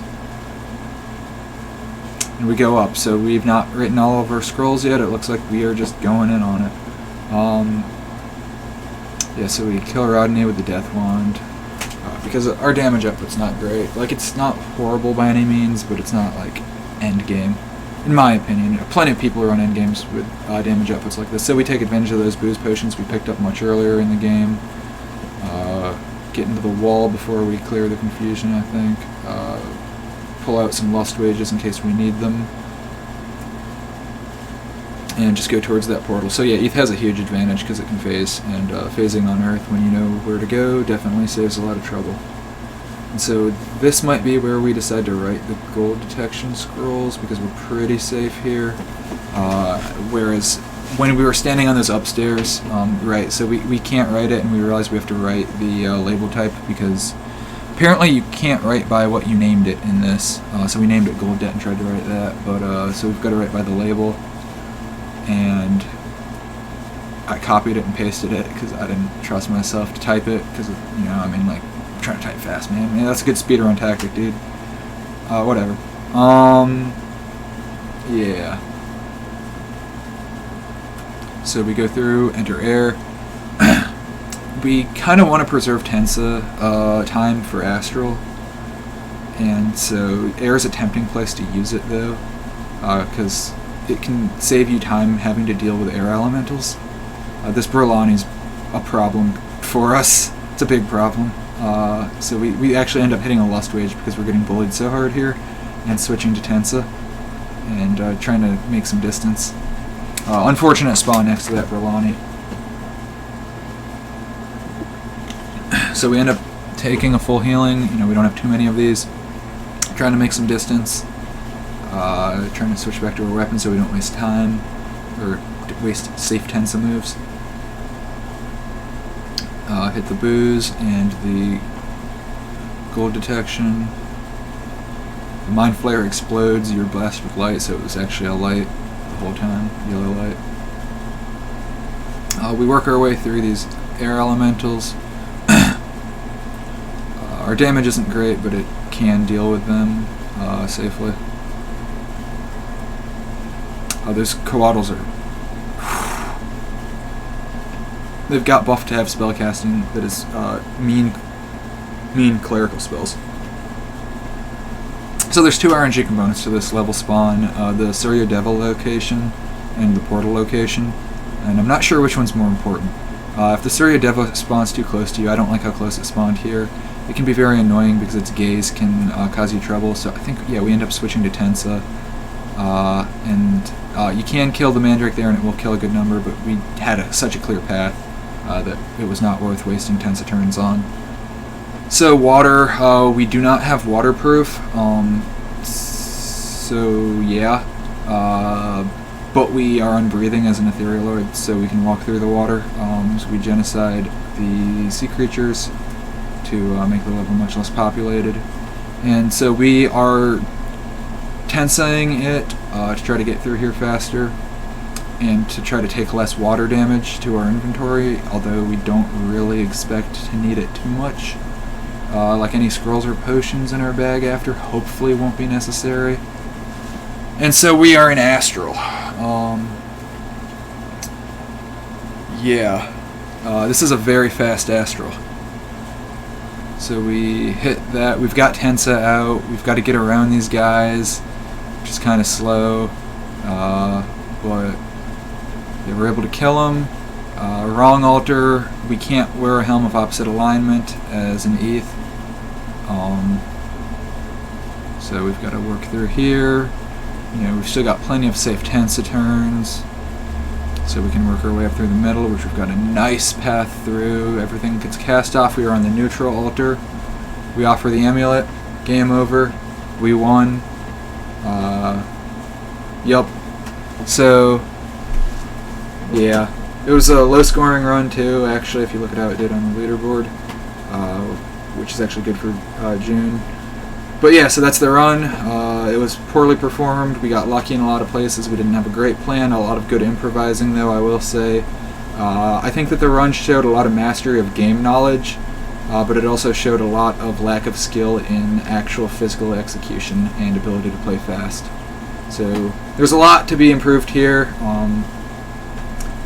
and a lot of luckier things that could happen. You know, could have had a much earlier wish. Could have had some certain artifacts drop that are incredibly good and save us wishes.